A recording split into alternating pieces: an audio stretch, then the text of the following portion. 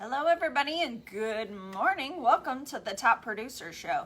So our mission is to educate, equip, and train servant leaders. Our vision is to create financially independent achievers, and our purpose is to help people grow. And right now we're going over the book by Grant Cardone, If You're Not First, You Are Last.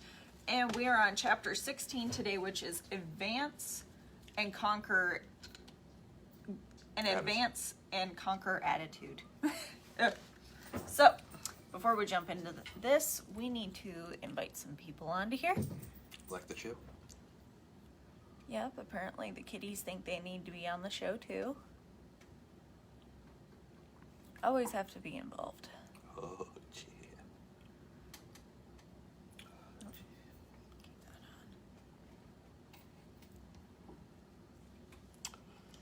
yeah. He's the boy. Mm-hmm.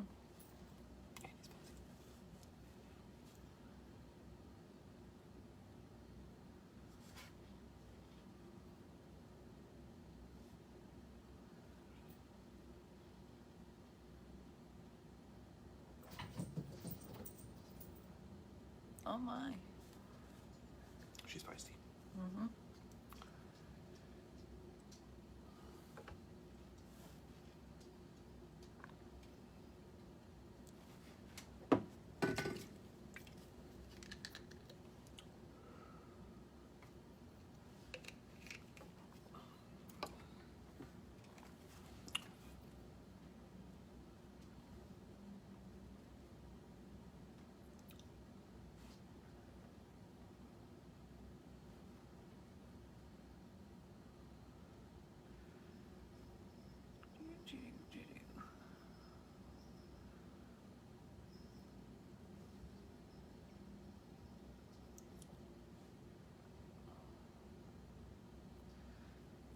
Alrighty, and here we go. Bill, hello. What is happening? So we're going over Grant Cardone. If you're not first, you're last. An advance and conquer attitude. So important. He says, as I discussed in the previous chapter, your attitude is going to determine how much action you take and how effective it is. It's always a challenge to remain positive, that's true, no matter what, even during more economic setbacks. This is the case for you, your customers, and those whom you compete with. The person who can maintain an optimistic outlook when things are tough will basically have a significant advantage and a better chance of advancing and conquering. So he wrote this book in 2010, so he's actually talking about the crash of 2007, 8, 9. But some of the things he says in this chapter are right for right now. The most dangerous component of a slowdown/shutdown isn't usually the reality of economic factors. It's the amount of damage thinking that can infiltrate the marketplace, as well as effective individuals who support and spend such time thinking.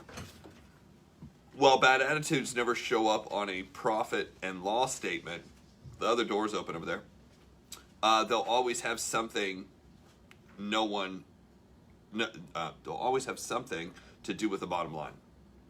It's best during these times of shutdown to basically avoid negativity and hopelessness, lack of confidence and direction, and depression it causes at all costs. So you just want to stay away from the negative. You want to stay away from the negative people. You want to stay away from the negative stuff.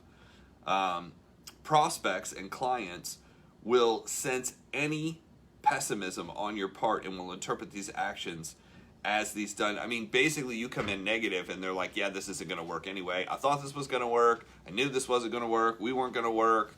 Nobody's going to work. The economy's falling apart. I'm just not going to do this right now. Countless surveys have demonstrated proof that negativity can actually contribute to poor health, accidents, and lower levels of production. The American Medical Association, which is what it is, even believes that 90% of illness are psychosomatic, basically meaning you think it and it happens, or caused by the mind. If you believe that you will get sick, you have a better chance of being sick. If you believe you will get in a car wreck, your body kind of calls you, to get into that accident. If you don't think there's anything you can do about these times of contraction, you're basically going to support. So as you think it, so be it. A man conducted a research that validated this theory and wrote about it in an article titled Healing is Believing.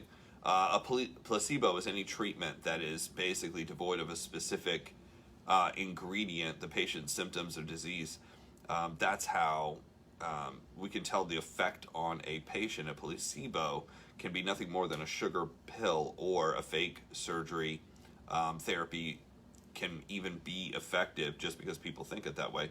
In recent years, the effect of placebo is becoming as great as the actual medication itself, because all medications have side effects, unfortunately. At this point, the more cynical reader will ask, Grant, are you saying that I should believe in things are good even when they're really not good, and everything is going to turn out good? And he said the answer is hell yes. I would suggest you have a better chance of success if you fool yourself into thinking things will improve than basically sitting there and, being sad that things are bad right now. The reality is reality is an interesting element of decision making because it seems to change drastically depending on whom you're talking to. Ask 3 different people how they feel about today's weather. Let's say it's 85 degrees. Person 1 will say it's great. Person 1 will say it's great. I love summer. Person 2 says it's terrible. I hate wearing this suit in the sun. Person 3 says it doesn't matter to me. I don't give a shit what the temperature is. So, but polling the audience isn't always the best thing to do, especially when building a business. Holy crap. I can't believe people will go out and ask some of the dumbest people on the planet, hey, what do you think about this business? Have you ever made any money? No. But that's what people do. At some time or another, over the course of your career, you will experience business cycles during which things slow down. Your clients hear the same negative news you do. So, what do you do? I have endured several serious recessions as an active member of the business world, and sooner or later, they all ended. None of them will last forever, and the way you handle yourself during these times has more to do with your current and future situation and economy than anything else. Your attitude affects all those around you, at home, at work, anywhere in between. It says, I want my wife, daughters, 4 dogs, employees, colleagues, clients, and friends to see me as someone who basically instills hope and positive attitude, especially when things are going bad and challenging. So, this is like what to do no matter what. I would also suggest that everyone reading this immediately adopt some kind of focus on positive thinking. The positive attitude you need to succeed in business is not on CNN, CNBC, Fox, MSNBC, ABC, NBC, CBS. It's not on the fucking news. You're going to have to figure this one out for yourself, or on any other cable network, radio station, whatever. He's like, if you're listening to the radio, he's like, this has actually been proven, one of the most psychological damaging things is listening to the news. Why? Because they've already made up their opinion. I found this out through my friend of mine who had the communication major. Friend of mine that's a communication major told me this. He goes, did you know the news actually has the story before they go out and actually report on it? They've already decided what the title is and what they're going to go do. Now they film so that way people say the right things to put their story together. They don't film what's happening. They don't film what's real. They put the story together before they leave the studio to go film the story. That's actually true. Now, a lot of people don't know that. Why? Because people are fucking stupid. Nobody researches anything. Nobody looks anything up. Nobody actually does any studying. They just like, okay, tell me what I should think. That's why they call it programming. In fact, the media that depends on bad news for their revenue. A lot of people don't know this. The reason why news covers the things they do is they've done all the psychological studies, And the more hurtful something is, the more you'll watch. If you mention death, shooting, it's Maslow's hierarchy of laws. If you talk about anything that'll take away the basics, if you talk about anything that'll take away your safety, your security, guns, shootings, bombs, explosions, that's what attracts people. They know this, so they actually set up the news in order of emotional high to get you to stay tuned. So they'll tell the worst thing right before they have to go to commercial. That puts you in a peak emotional state. Then they'll sell you a bunch of shit ads, and then they'll come back to the story to finish the story because you're like, oh my God, what happened to these people? What's going to happen to me? That's what your brain's thinking. And that's how they program people. And, you know, it used to be, I mean, when I grew up, they were like, don't believe anything you see on TV. Now the same people who told me that are like, I saw this on TV and we have to go do it. I was like, okay, go for that one. While they're not likely to cease this activity, after all, it's a commodity that they're selling, they'll probably escalate coverage of what they call shock and chaos is how he described it, and it's absolutely true. Shock and chaos sells. As my friend and direct mail genius John Hammond says, all I need to know about the news I can get from the weather report. You know, hey, do I need to wear a jacket? I mean, that's really all you need, right? If you are committed to advancing and conquering, then I suggest you replace your TV, radio, and newspaper time with programs designed to shift your attention. That's where positive development, personal development, professional development comes in. For instance, I created a program called The Rules of Success that consists of 13 principal steps designed to be executed over the same number of days. That will immediately improve your attitude, your focus, etc., etc.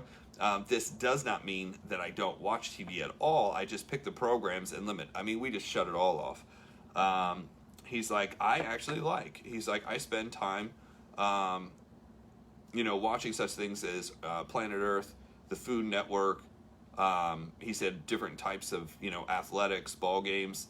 Or movies of my choice. He says, I feel that kind of programming allows me to be educated and entertained without feeling like I have to watch that they're putting in front of me, basically. People who abandon positive attitudes might not even be aware of market recovery when it occurs. People don't even know things are turning around because they're so down, everything's bad. Oh my God, what's going to happen? However, it's not simple as instructing someone just to be positive, especially in a culture filled with billions of regular negative transmissions. So all that programming coming off of TV, all that programming coming off of the radio, all that programming coming out of the newspaper, trying to get you to believe certain things that may or may not be true, right? I mean, it really depends. Chris Tabler, what's up? How's Texas? How are things down there? People are telling me good news. So he says, here's some tips for staying positive. Write positive reminders in places that you can see in your work environment. Counter negativity with optimism. Counter negativity with optimism. Messages, pictures, and notes. Get on my Rules of Success program 13. Exercise every day. That's one big one. A lot of people don't realize when you don't exercise, all of that negative energy builds up and then you freak out.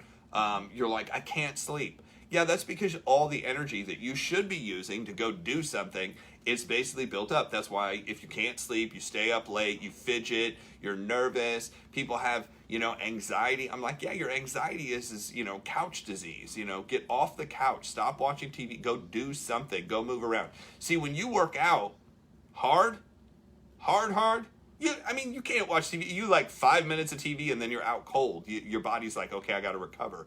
The other thing is it releases all the hormones and dopamine and everything else that makes your body actually feel good. Try to compete. It says start reading positive books. Try to complete 1 to 3 chapters a day. I mean, if you just complete 10 pages a day, you'll read about 10 books a year. That's about 100 books in 10 years. I read this, I'm trying to think exactly who said it. I can't remember who said it. It was one of the gurus out there, but they said if you read 3 books on any one subject, you're smarter than 80% of the public on that particular subject. 3 books on any one subject, you're smarter than 80% of the public. Imagine reading 10 books or 100 books on something, how much smarter you are than the average person. So in 5 years, you'd be an expert basically in any subject you decided to pick. But if you read a bunch of random shit that has absolutely no connection at all to any subject at all, you know what you're going to be? You're going to be a walking, TV show. You'll be entertaining, but like, people don't pay for general knowledge. They pay for specific knowledge. They pay for mastery. People will pay millions of dollars to the person that studied every single thing about the stock market. Carl Icahn, who runs a hedge fund that's in the billions and billions of dollars. People pay him millions of dollars for coaching and things like that. The fact that you read 72 different things about 72 different things, nobody's going to pay you shit. Why? Because it's not specific in any one subject. Write down your future goals and dreams daily, present tense, although they've already been achieved. He put down, I own a helicopter, my income is. Create and commit to a disciplined schedule, and do not deviate from it. Get an agreement from friends, family, coworkers to knock off all the negativity, and make a game of it. Whoever, I've heard that, people do the dollar, whoever says something negative, put a dollar. He says, consider getting rid of all the toxic chemicals and contaminants in your body. He's like, you probably should detox. Replace all negative thinking with positive thinking. Remember that the major problem during this time of recession is basically that once people believe there is going to be a recession, they actually start feeling and acting like there is. They're going to do stuff to destroy what they're actually working on. Negative beliefs quickly affect your outlook and the way you feel about future prospects and your business. So this comes out in every way. One way to get out of hopeless state is to increase urgency and necessity. It's actually to have goals, know exactly what you're doing. Having the most supportive belief structure is essential to succeeding. So also get the people around you to be positive and play that game. Be sure to sign up for his strategy of the week at Grant Cardone. He's got a bunch of training on his platforms. It says nothing, not your product, service, or company, is more valuable than your ability to maintain and deliver a positive awareness. So he said, here's an exercise, advance and conquer attitude. What is the most important thing to avoid during periods of contraction? I'll give you a list of the people you should avoid. I'm talking about names, not like who, backgrounds. Right, Chip?